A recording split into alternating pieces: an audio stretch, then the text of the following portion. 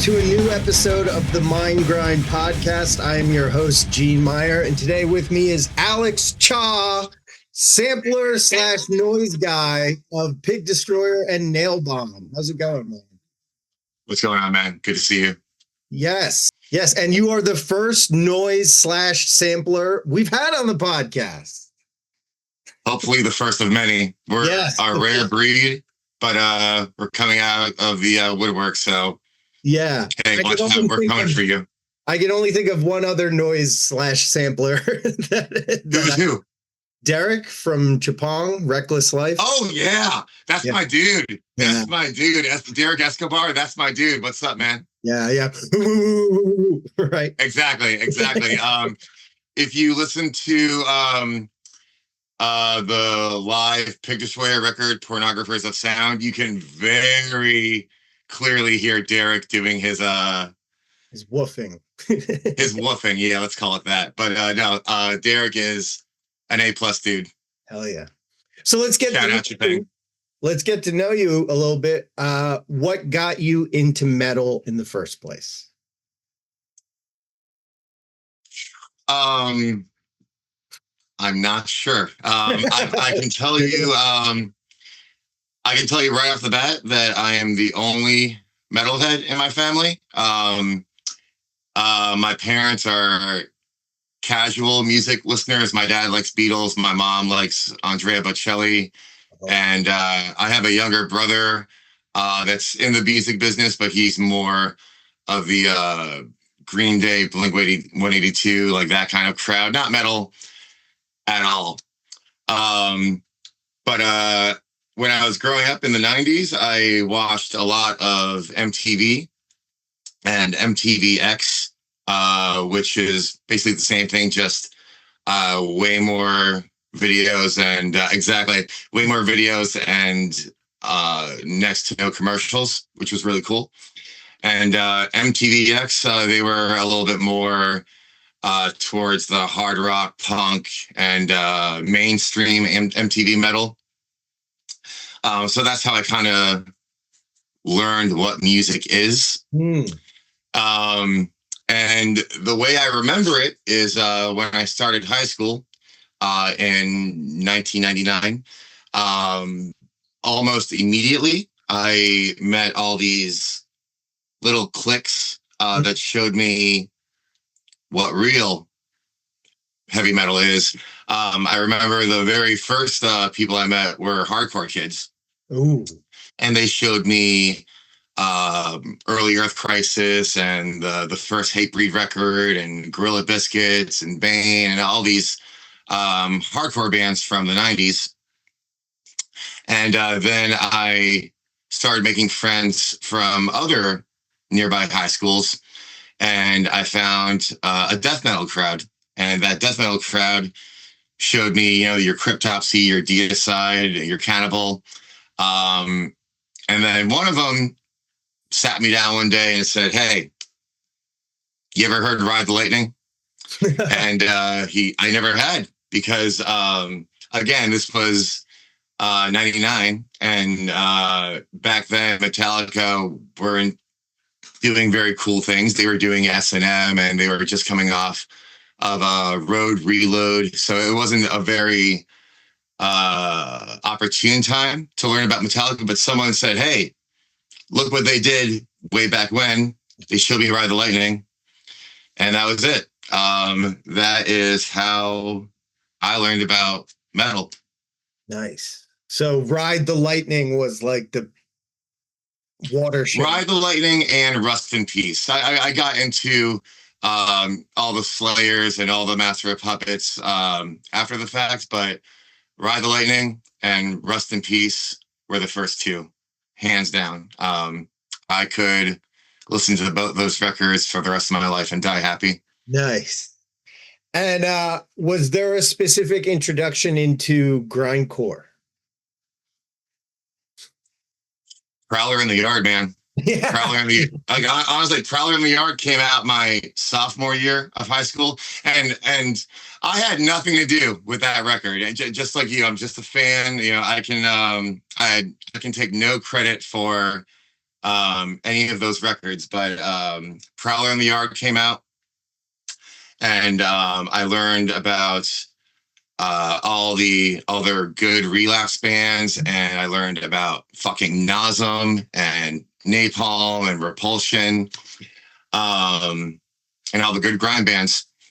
Also, when I started playing death metal in high school, I was in this band called Viscera. Don't bother looking us up; you'll never find us. Okay. I was in this band called Viscera, and our first show was at this basement, and we were opening for this other band who was also playing their first show, and that band was called Magruder Grind.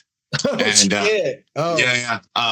So I opened for the first Magruder Grind show, and a few weeks later, Magruder Grind's fourth or fifth show ever was at my parents' house for my 18th birthday party. I'm now 40. Yeah. So that 18th birthday party, which is another story we can get into, but I learned about what grindcore actually is from Pig Destroyer and Magruder Grind, and just going to all these cool DIY shows in Montgomery County, Maryland, Baltimore, DC. Shows is the number one way I found out about what extreme music is. Yeah. Baltimore, DC, the Mid-Atlantic has like its own sound to it. Try Magruder Grind, Genocide, Oh yeah, Destroyer. What was it like growing up um, in that scene? I would say I live in a place called Montgomery County, Maryland, Mhm. and locals will tell you that 90% of all touring bands don't come here. They either go to Baltimore or to DC. Yeah. So as a kid that didn't drive, I would take the bus and the metro to these Montgomery County DIY shows. And these DIY shows could be basements or churches or community art spaces. But not to shit on real venues, but those DIY shows in Montgomery County and Baltimore and DC, that's where I really learned what this scene is all about. Nice. That to me is, to this day, the best kind of show, because it doesn't feel like a show. It feels like a party. No barricade, no merch cuts, all ages, BYOB. It feels more like a party than a show. Yeah. So you said you played in Viscera. What is play? It was called Viscera, and Viscera, excuse me. it's I checked earlier. There's like 10 other Visceras in the world, and we never recorded anything. You won't find us. But I played really, really shitty bass. I played. I tried to play bass throughout high school. Quickly realized that I wasn't any good. I just I know what I'm good and not good at, and bass or guitar is just neither of those things. And I got sick and tired of being the worst bass player in the room. So I said, you know what, I'm going to try something else. So I played drums for a little while in a hardcore band that I'm not going to name. And then I tried my hand at singing, learned how to sing, or learned how to not sing, rather. Try that for a bit with this drum machine band I was in called Ampallang. That went a few years, and Ampallang's very last live show was opening for Pig Destroyer. So we ended on a really cool note, because I ended it with my old band, and I did it opening for the band I'm in today. Nice. Yeah, I was going to ask, how did you get into the sampling stuff? Like the drum machine stuff or the noise or Well, you're rolling Pig Destroyers. You play samples and do noise. yes. Well, I'll go back a little bit. In When I was trying to make grindcore for the first time, I couldn't find a drummer, or at least I couldn't find a good drummer. Yeah. Because there's nothing worse than a grindcore band with a shitty drummer. Oh boy. Oh yeah. So I tried making my own drum machine bits, using influences from Amoebic Dysentery and Fuck I'm Dead, early Fuck I'm Dead, Agoraphobic Nosebleed. And that is how I started using a keyboard stand because I needed to operate the drum machine on something. And that evolved into, let's add some noise into it. And I used at the time a shitty, I forget the model number, but some shitty Roland keyboard that I would put through distortion pedals. And then I learned about the world of noise and harsh noise. And I learned about Merzbow and the Rita and all these killer noise acts. And I tried making harsh noise, especially during COVID. And someone heard about that. And I played a few noise gigs. And that evolved into getting a call one day to do the same thing in Pig Destroyer. And then eventually Nailbomb. Yeah, that's how that happened. Yeah, and so like I said, you're the first noise sampler I've had on here. The first of two, hopefully. The first of many, damn it. The first of many. And so I ask any musician on here, how do they practice? So I'm really curious, do you practice and how do you practice? Totally, 100%. I'll tell you, one thing that I do is I never, ever, ever practice without imagining that there is an audience in the room. So if you want my noise and samples, you are going to get my head banging and windmill. It's going to be a package deal. It is a package deal, 100%. I understand, you have to stand still when you're setting your stuff up and loading it and labeling and X, Y, Z. I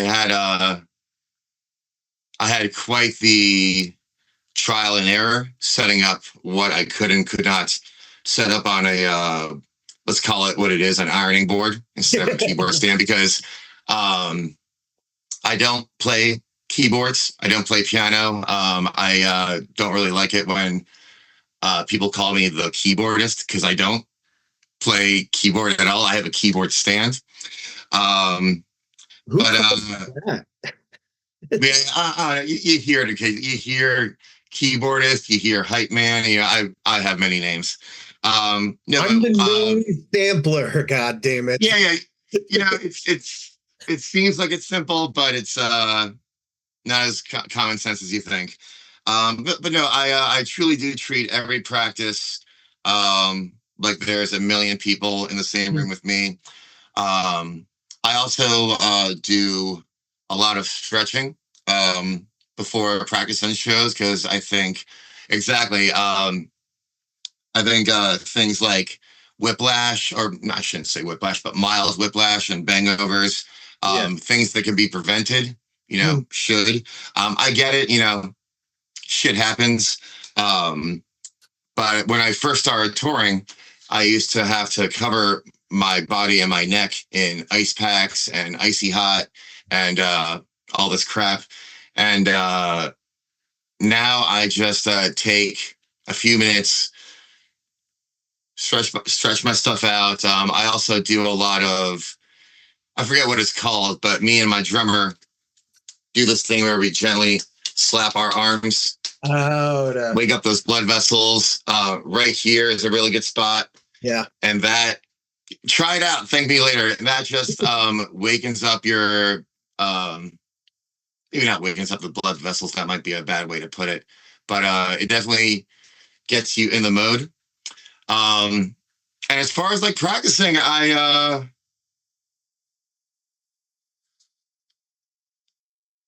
I just try really hard to do the job well. My biggest fear is um, pressing the wrong button, Oh, because if you sing a wrong word, or if your guitar player plays the wrong note, you can hide it. You can get away with it. There's a saying that goes, "You can never fuck up originals."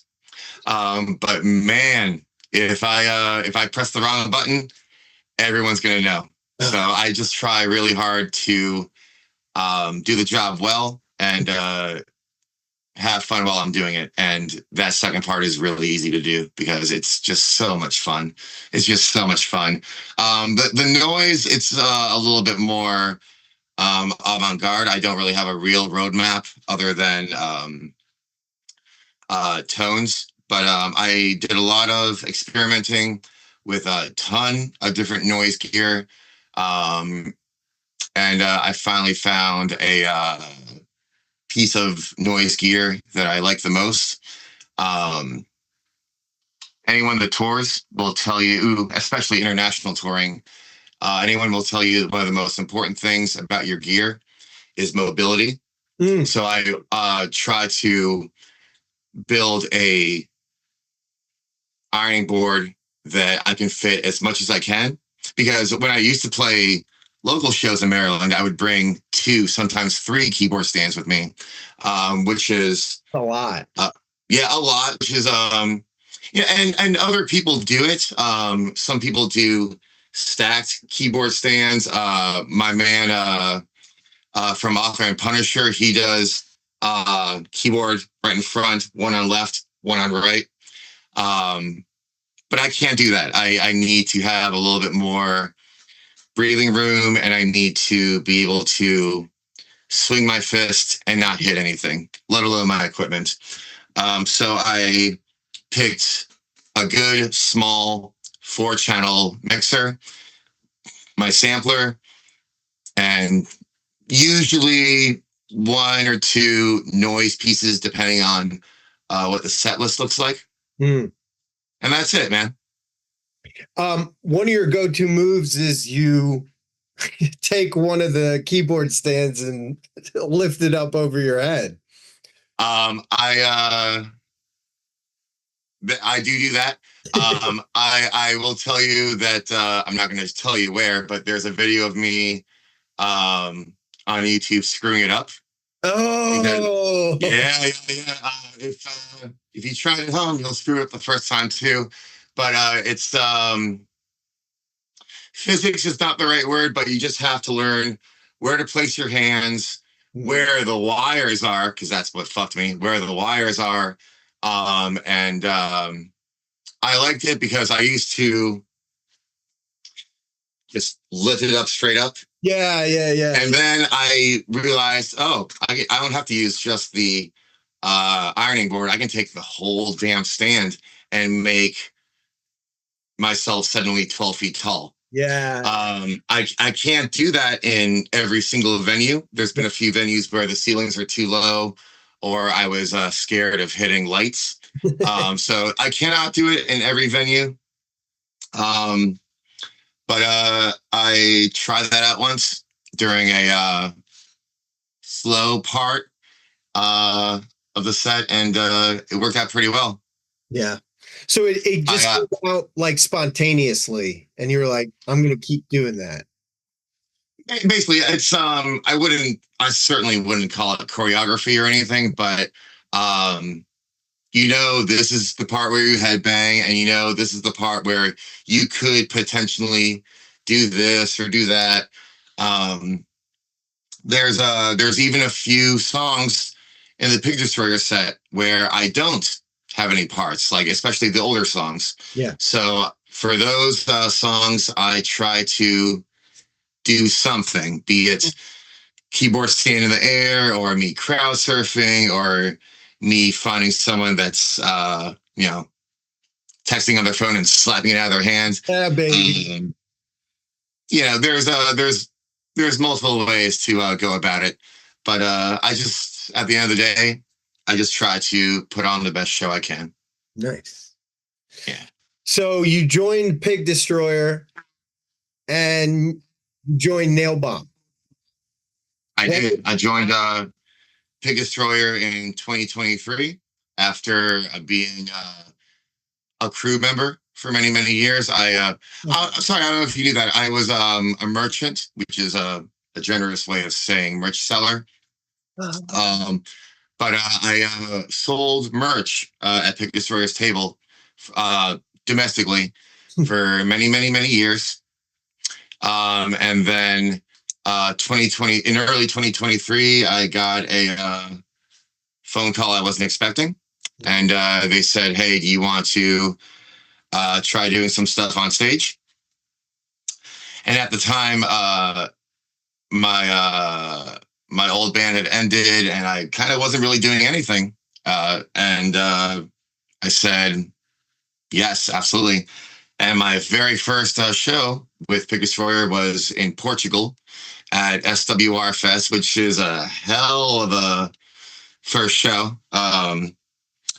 Played Portugal and the Netherlands as a 2-day international, not 2-day, but 2-date international tour. And that was how I started with the band. Oh, wow. And then in 2024, I got another phone call from the Cavaleras saying, hey, we're going to bring Nailbomb back. At the time, it was Nailbomb back for one show. We didn't really know how it was going to go. But we played one show with a slightly different lineup than we have now in Arizona in November 2024. And last year, we took the same show to 15 countries in Europe. Whoa. And this year, we did 5 shows in Australia. And that has been an absolute blast. Honestly, kind of similar to Prowler in the Yard. I had nothing to do with that Nailbomb record because when that Nailbomb record came out, I was 9. So that kind of, that doesn't help. But I absolutely loved both those records, and to be able to translate all those songs into a live setting in 2026 and beyond, that's fucking awesome. Yeah. And I'm very, very, very, very lucky to do it. Yeah, what's it like playing songs off of albums that you grew up listening to? Is it intimidating? It's beyond words. Yeah. Beyond words. I have to pinch myself every time. And I just tell myself, hey, these songwriters that made these songs we're about to play, they were nice enough to put their trust in me. So I'm going to give it my all, and I'm going to make these songs sound the best they've ever sounded. I can't, obviously I can't deviate too much far away from the originals. But if I can put on, my own little twist on it wherever I can, I do. And hopefully they like it. And so far, no complaints. That's awesome. And yeah, I just saw the pictures of Nailbomb in Australia. That was pretty good. Yeah, you ever been to Australia? No. Dude, it's life-changing. Absolutely life-changing. I've now, thanks to Pig Destroyer and Nailbomb, I've now been to Australia twice. And it is such an unbelievably beautiful place.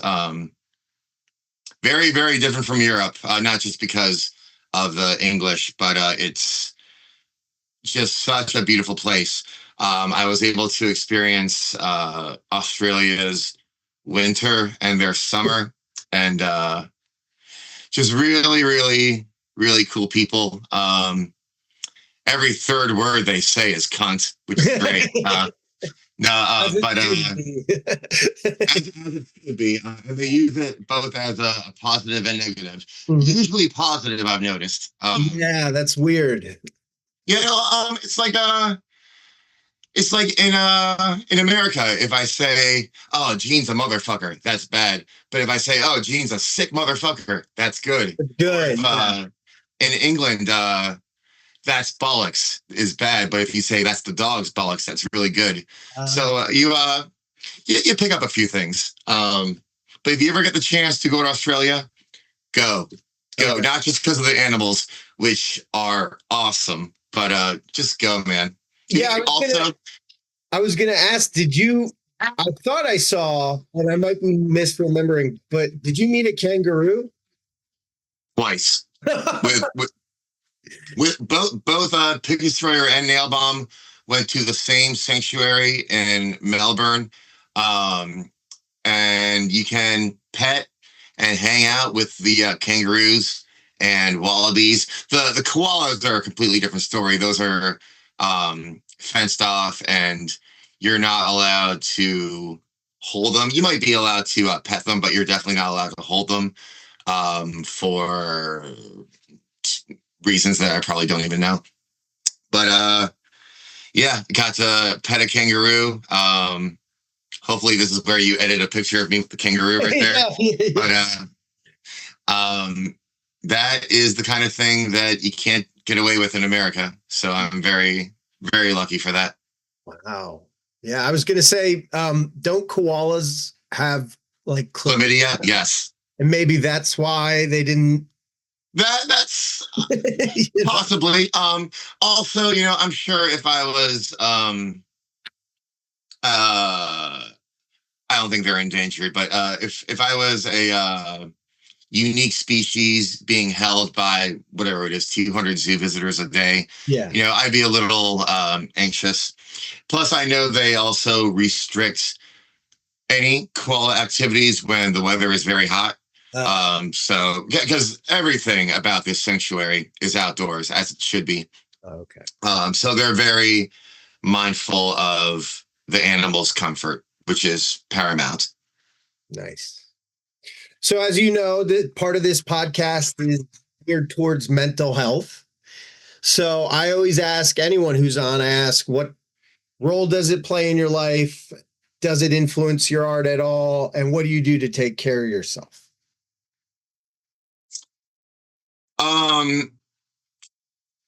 I would think that most people deal with mental health in some way, some more so than the others. Yeah.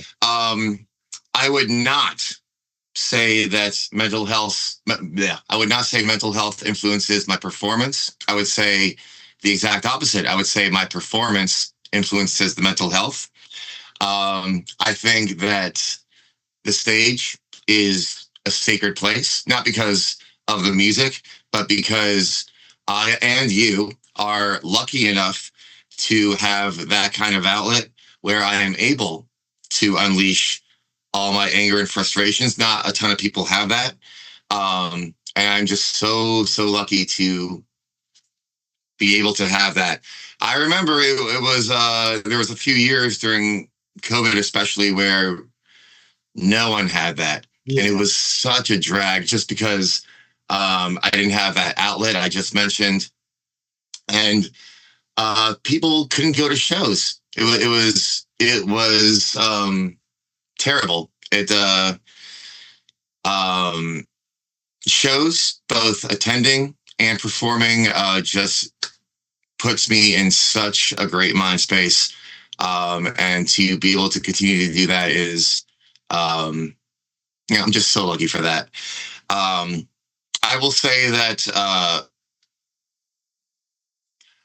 what helps me deal with what's going on inside is by addressing things that are happening outside. That means organizing my surroundings. That means addressing what I do and do not put in my body. That means taking a second look at the people I work with and hang out with. sometimes you just need to take a step back, look at the big picture, and say, hey, if I change X, Y, Z, then it will be to my benefit and it will be to the benefit of the ones I care about. So I think um, just taking a step back and looking at what you're doing and how you're living. Um, Sometimes you don't always get it right the first time. Usually you don't. Yeah. And it's nice to tell yourself that rather than have, an intervention of people to tell you that. Yeah. Yeah. But that's how I deal with it. These days I am in such an unbelievably good place mentally, and physically, and emotionally. I have tailored my life to where, I'm in my favorite band. I'm married to my favorite girl. I'm in the middle of my favorite podcast. All right, calm down. Yeah. Yeah, but that's how I deal with it, man. That's good. Yeah, speaking of shows, your Instagram story, you saw Suppression yesterday? Check out this lineup. Hopefully I get this all right. For $20 at the Autobar, I saw Genocide Pact, Shitstorm, Suppression, Sinister Feeling, Deliriant Nerve. If you were, Man. there is no way I could not go. I will tell you, I normally work on Saturday nights because I'm in the restaurant industry. But there was no way I was gonna miss that show. Like that was, I've been gone for most of this year, touring with Nailbomb. So it was nice to get back to basics. And I saw all five bands kill it out of bar last night. It's amazing. And did you, because in the next story, you had like a Ziploc bag with meatballs in it? Okay. My beautiful wife made us turkey meatballs before the gig. And she just made herself a little to-go bag because Auto Bar does not serve food. And there aren't really any food options around there other than, your gas station. So she just made a little Ziploc bag full of meatballs and Auto Bar, which, by the way, is hands down my favorite venue in Baltimore ever. Been playing there for over 2 decades. I remember because my first show there was 2006. Such an unbelievably great venue with a terrific meatball policy because she was watching Suppression and snacking on meatballs. Wait, it was great stuff. They were aware you brought in the meatballs? No.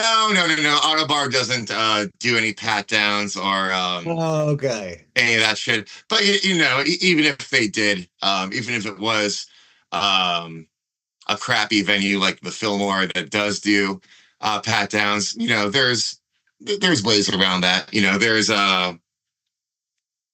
There's ways to get what you want. We could smuggle things in. It's not a prison, and even if it was, everyone's got a prison wallet,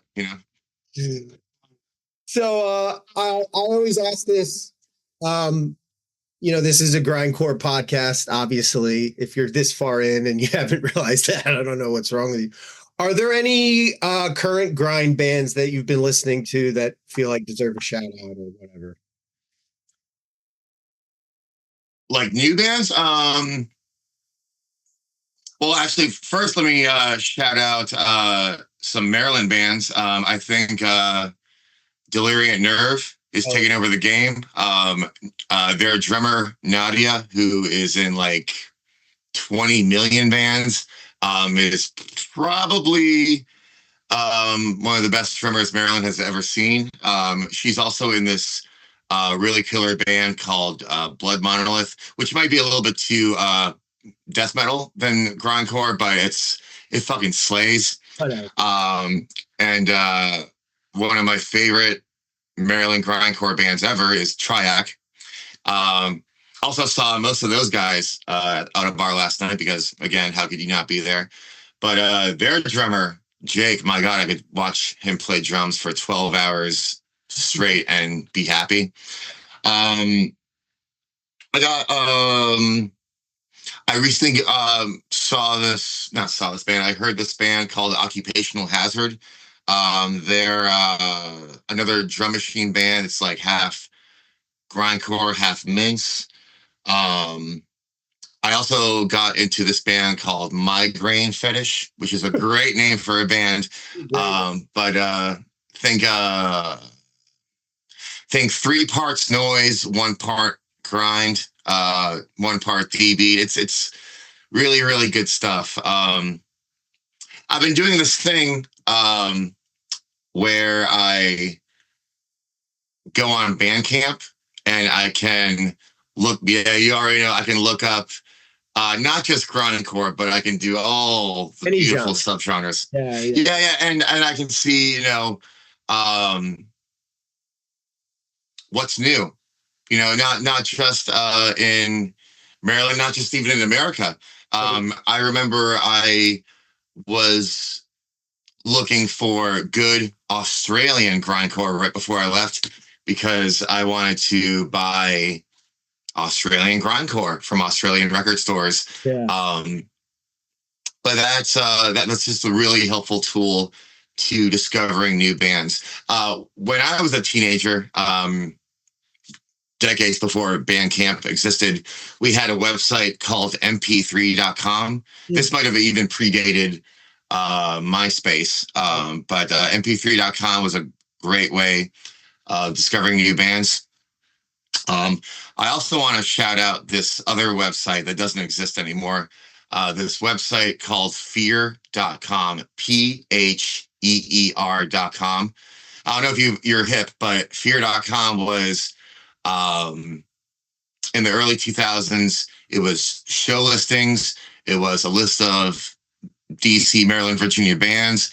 It was classifieds that helped me get into a couple bands myself. But the dude that ran it, Pablo, who I've never met, he made this awesome website that's a lot, if you ask me, a lot of people owe big time because back in the day, it was in the early 2000s, the internet existed, but social media definitely didn't exist. So all we had was Xerox paper flyers with not just the address, but also driving directions, because this also might have been before GPS and MapQuest. Maybe not MapQuest, but that is how you found out about shows way back in the day. I know people still flyer, but I think the whole art of standing outside of a show and handing out paper flyers, oh, that's the way. There's nothing more pure than that. And that's how I find out new bands, man. Nice. So it's still early in the year. It's February. It might be a little later by the time this comes out. Pig Destroyer, Nailbomb, any plans for the year? Anything coming? So Nailbomb, no. I believe my singer Max has a very busy year with Chaos AD and Cavalera. And he is also taking along for the ride my guitar player Travis, who also plays in Cavalera. But I believe that is going to be what most of this year is centered on for him anyways. When the next Nailbomb show is, can't tell you. Not even a secret. I just don't know. I just know that when they call, I'll be there to answer the call.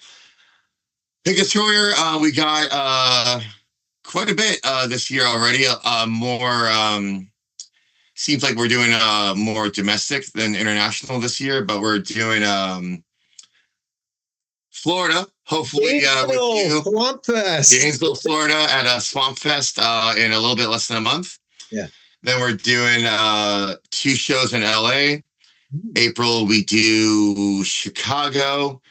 May we're that's that fest, Death Fest. with uh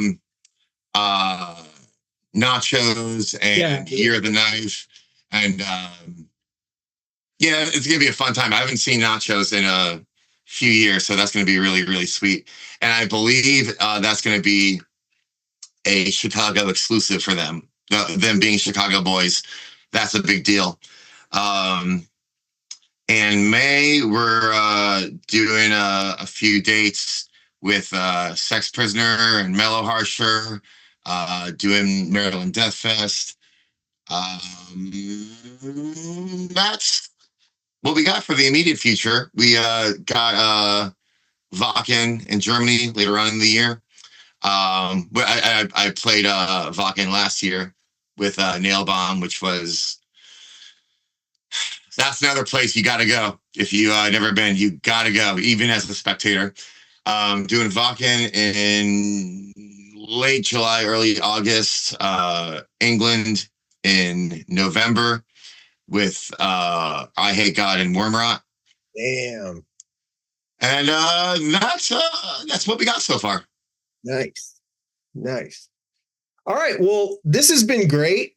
Very enjoyable. Love the sort of asides. And I try to end on a lighter note. So I always ask people what makes them laugh. So what makes you laugh, Alex? Good friends telling bad jokes. Then you'll love me. Good friends. Good friends telling inside jokes. The kind of jokes that that other people wouldn't find very funny, or you had to be there sort of scenarios. Laughter, as you know, is very contagious, and I'm happy to be very susceptible to laughter.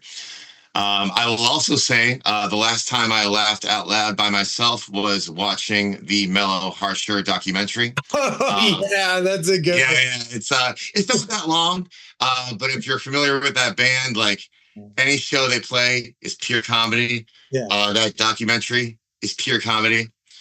And if you're lucky, you might get a few grindcore songs in there as well. Yeah. But you need a good laugh today, watch the Mellow Harsher documentary on YouTube. Thank me later. Excellent. Well, thank you, Alex. And where can people find you? Or take the story? I'm usually on the street holding a cardboard sign and begging for change. But if you're looking for me on the net, at Ampallang Infection on Instagram, Pig Destroyer is at Pig Destroyer Official, and Nailbomb. I'm sure it's going to be all up here. But yeah. At Nailbomb Official, I think. But Instagram is the best way to find us. Bandcamp is the best way to shop for us. And live at shows is the best way to meet us. Hell yeah. Yeah. Thank you so much. This has been awesome. Thank you for watching the podcast, everyone. No, man, thank you. It's been too long since I've seen your face and heard your voice. So this was legit a pleasure. I don't do this very often. So seriously, this was a fucking blast. I can't wait for part 2. Yeah. All right, everyone. Take care. Later.